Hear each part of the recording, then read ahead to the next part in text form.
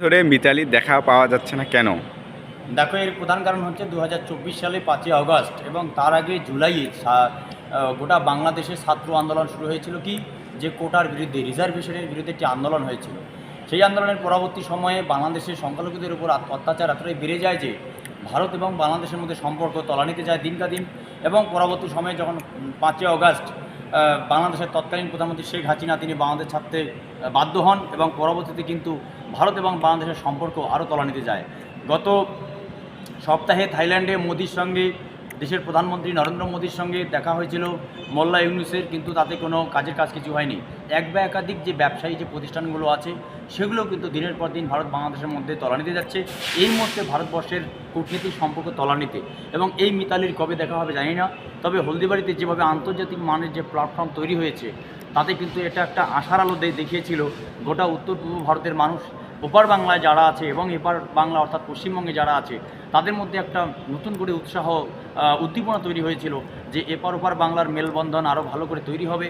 এবং হলদিবাড়ি থেকে চিলাহাটি এবং চিলাহাটি হয়ে ঢাকা অর্থাৎ এনজেপি টু ঢাকা যে মিতালি এক্সপ্রেসের সূচনা করেছিলেন তৎকালীন বাংলাদেশের প্রধানমন্ত্রী শেখ হাসিনা এবং দেশের প্রধানমন্ত্রী নরেন্দ্র দামোদর দাস ভাই মোদি, কিন্তু আজকে তার পরিস্থিতি কিন্তু অনেকটাই জটিল। কারণ মিতালির নতুন করে দেখা হবে কি না এটা কিন্তু লাখ টাকার প্রশ্ন থেকেই যাচ্ছে। কারণ এই মুহূর্তে বাংলাদেশের সঙ্গে অনেক বাণিজ্যিক পথ বন্ধ হয়েছে।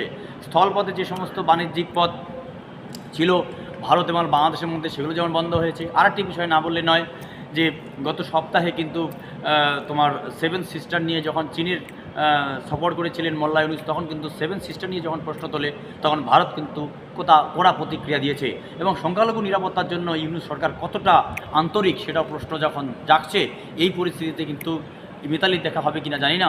আমি ক্যামেরাম্যানকে অনুরোধ করব সুন্দরভাবে সেই হলদিবাড়ির আন্তর্জাতিক মানের প্ল্যাটফর্মের ছবিটি তুলে ধরতে।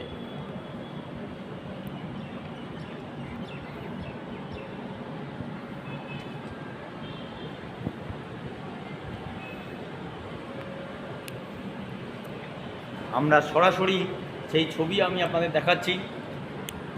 হলদিবাড়ি টু চিলাহাটি হয়ে এবং এনজেপি টু ঢাকা যে মিতালি এক্সপ্রেসের সূচনা হয়েছিল, আন্তর্জাতিক মানের একটি প্ল্যাটফর্ম তৈরি হয়েছে হলদিবাড়িতে, সেই ছবি আপনারা সরাসরি আমার ক্যামেরার মাধ্যমে দেখতে পাচ্ছেন। আমি ক্যামেরাম্যানকে অনুরোধ করব সুন্দরভাবে সেই ছবি তুলে ধরতে। আপনারা সরাসরি আমার ক্যামেরার মাধ্যমে সেই ছবি দেখতে পাচ্ছেন।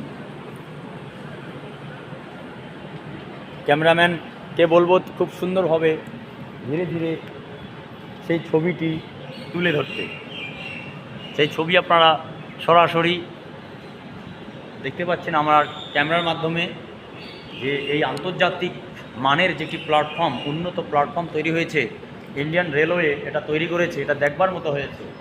তবে অবশ্যই আপনারা পারলে একবার আসুন এবং দেখে যাবেন, সত্যি দেখার মতো। কিন্তু হলদিবাড়ি দিনের পর দিন ডেভেলপ হচ্ছে এবং আরও কাজ হচ্ছে, এখানে উন্নততর কাজ হচ্ছে। ধীরে ধীরে আমি ক্যামেরাম্যানকে বলবো সুন্দরভাবে সেই ছবি তুলে ধরতে। আপনারা সরাসরি সেই ছবি দেখছেন।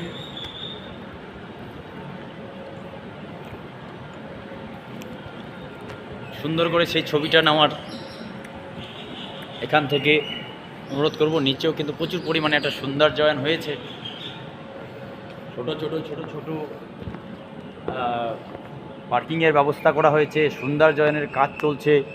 কিন্তু ভারত এবং বাংলাদেশের এই মুহূর্তে রাজনৈতিক অবস্থার অবনতির কারণে কূটনীতিক সম্পর্ক এখন তলানিতে ভারত এবং বাংলাদেশের মধ্যে।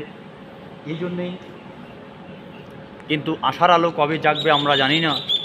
ক্যামেরা পার্সন মিজানুর হকের সঙ্গে আমি মোহাম্মদ রুবেল,